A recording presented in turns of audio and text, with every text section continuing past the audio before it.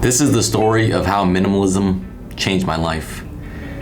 When I first heard of the idea or the concept of minimalism, I didn't think too much about it.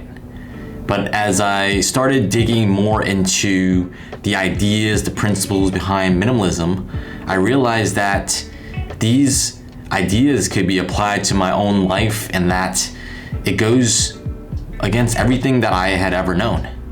What I mean by that is what I grew up with was the idea that more was better, that the bigger, the better, the more you have, the better it is. And these ideas sort of stem through my upbringing, my childhood, and me coming from the West in the US.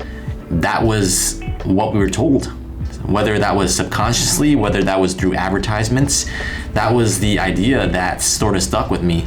The idea that quality over quantity was directly the opposite of what I had been taught.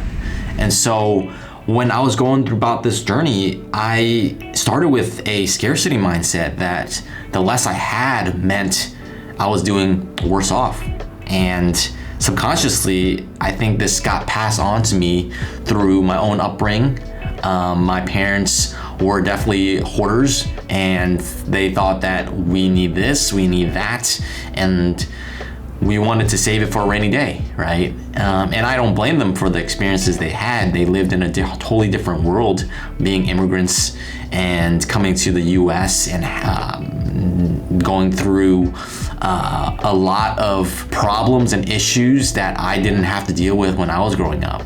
And so I understand where they were coming from, but I knew that perhaps I could use minimalism to change my own life for the better. And this is really the story of how that all came about. It started with really the first stage of minimalism. I wanted to see exactly how it can change and affect a life that I was living, which was basically a very messy one where I had a whole lot of outside noise, a lot of distractions, misplacing things, didn't know where things were, and that it was really draining day to day, having to come back home and seeing all the things that were in my apartment, that were in my room, and that was just gathering dust, but I didn't know what exactly to do with it. And so I went through the first stage of minimalism, which was really just to declutter and to get rid of things.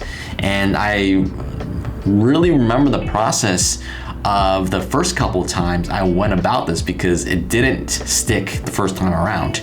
And the decluttering process was basically getting rid of things that didn't serve me, that didn't have value in my life, and that were basically making me sad.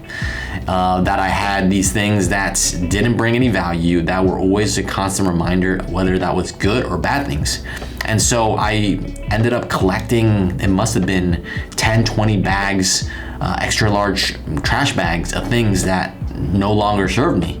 And these things were either donated, given away, or altogether thrown away. Going through this process of decluttering, I instantly felt like a huge burden was removed from my shoulder.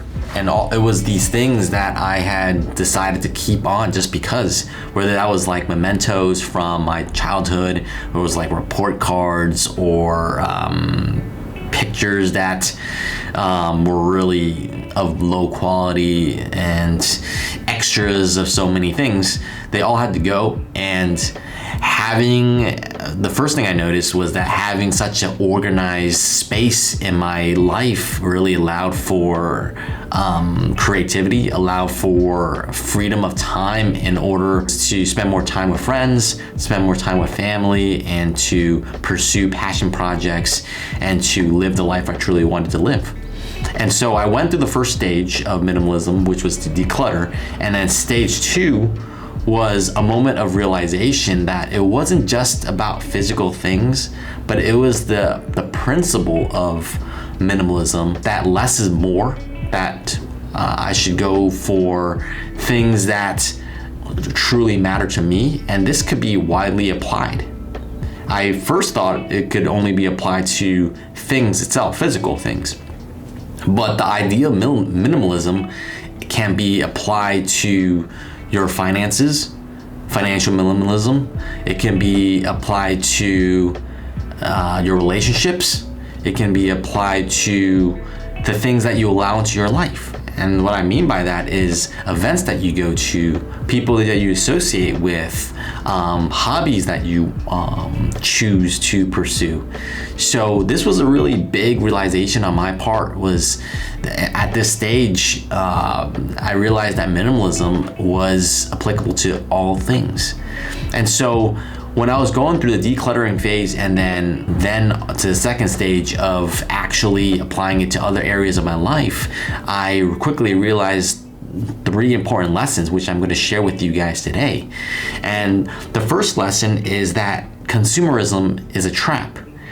It's meant to keep you in this cycle of buying things that you really don't even like in order to impress people that you don't know. And it's very easy to fall into this trap. I personally was in this cycle for many years, whether that was like scrolling through Amazon at 1 a.m. in the morning, not knowing why, but it was sort of like a habit that I developed, that if I was bored, then I would just go on Amazon or go on one of these retail websites and just scroll and to find things that I wanted to buy just so I can alleviate some of my boredom at the time. It was such second nature that when I realized it, when I was aware of it, I was like, wow, like they really got us by.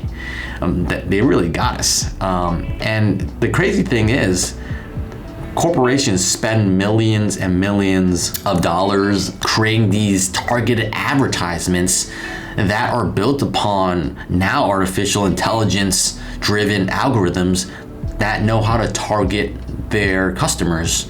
And it's crazy if you start Googling something on for anything really, whether you're just looking for ideas to buy for Christmas or for a gift for your friend, and then sooner or later, while you're on another social media platform like Instagram, you'll see advertisements for those things that you just search. So it's difficult. I'm not going to say it's easy, but to realize that consumerism is a trap is the first step in being able to wean yourself off of it. And the second lesson is quality over quantity, right? Quality is more important than how much you have. And this really goes against some of the ideas and notions we have in the West that more is better. But that simply is not true. And what I realized when I decluttered was that the less things I have is actually better, because it provides me with a peace of mind that I don't need so much things in my life, that these things don't own me and that I own them and I utilize them for a purpose. You're allowed to take account of everything in your life and the quality of the things that you have, and to have immense joy and pride in the things that you do own.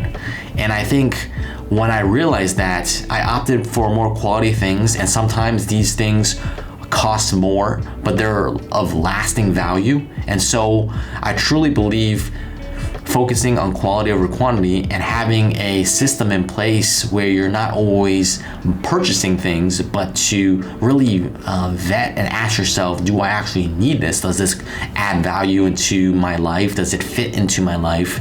And having that system in place before you actually purchase, then when you do purchase, the things that you do own and you do buy are of higher quality and is actually serving a specific purpose. The final lesson was definitely happiness through less. And it sounds kind of paradoxical, where how could you be happy with less things? And it makes sense in the way that you realize that the less things you have, the less things you have to worry about.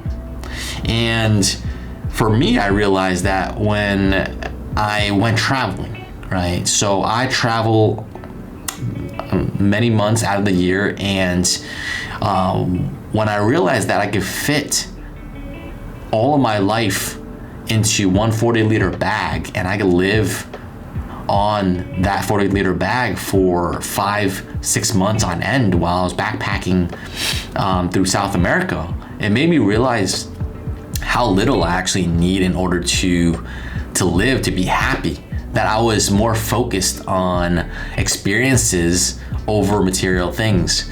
And once I realized that, it was very empowering because I knew that I could just live with a 40-liter backpack and be totally happy.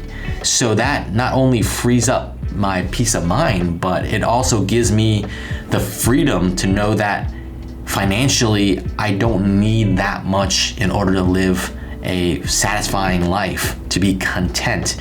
And so these were the 3 lessons I really learned from minimalism and how it changed my life, because now I focus on not things, but experiences.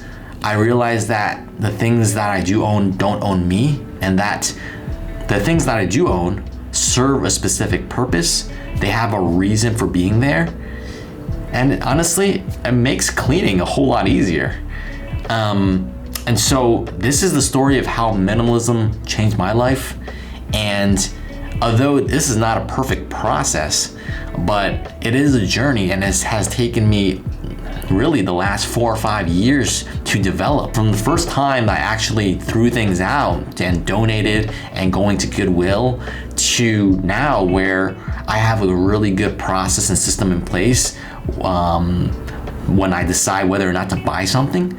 It was a progression, and we're not aiming for perfection, we're aiming for progress. So wherever you are in your minimalism journey, and whether or not you believe in minimalism, but some of the concepts is worth considering, it's worth thinking about, and whether or not it can be applied in certain areas of your life.